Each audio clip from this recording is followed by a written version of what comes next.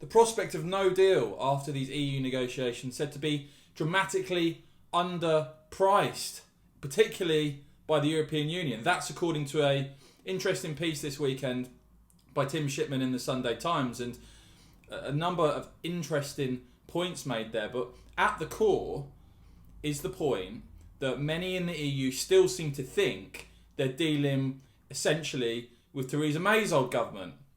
And as we know, comparing the likes of Ollie Robbins to David Frost, Frosty the No Man, is a bit of a ridiculous thing to do, because all the way through, Frost has continually reiterated that this government wants to regain full sovereignty and be a fully independent country.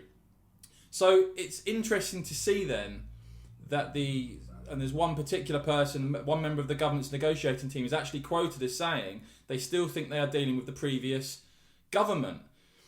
But also, it reiterates again in this piece in the Sunday Times that David Frost, he's pushing for a bare bones free trade deal, a simple trade deal like the EU has with other countries, Canada being one. And also remember, Donald Tusk actually talked about a Canada-style trade deal, and then suddenly Michel Barnier saying, "Oh no, that's not what we want," because they are terrified about losing political control, and that's why they want the EU, they want the UK to sign up to EU rules on things like state aid. Interestingly, revealed in this piece, the EU particularly concerned about preventing a British government from splashing billions in state aid to prop up key sectors of the economy. That's what I refer to as the Brexit competitive advantage, to have a government, an elected government in this country that is nimble and able to enact policy outside of the EU single market, which EU governments are restricted and cannot do. That's the competitive advantage. Tim Shipman saying that in the world of COVID-19 bailouts, Dominic Cummings in particular regards freedom to intervene as even more crucial.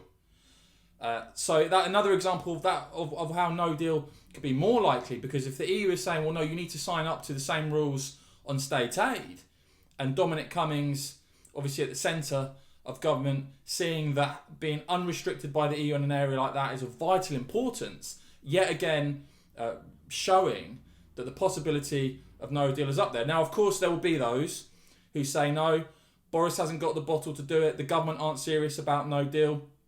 There are some people that believe that. I'd be interested to know what you guys think. Do you think we're going to have no deal? I know lots of you want us to walk away, but do you think the government have the bottle to hold their nerve and walk away from the EU negotiating table? The essence of this piece, interesting article, seems to be that the government are serious about that. Now, of course, talk is cheap. You have to see the action.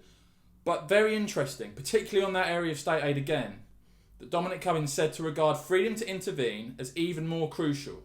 And thus the idea of signing up to an EU level playing field completely dead in the water. As ever, guys, if you've enjoyed this report, please remember to subscribe, click that bell so you don't miss future videos, and head over to westmonster.club to support real news. Cheers.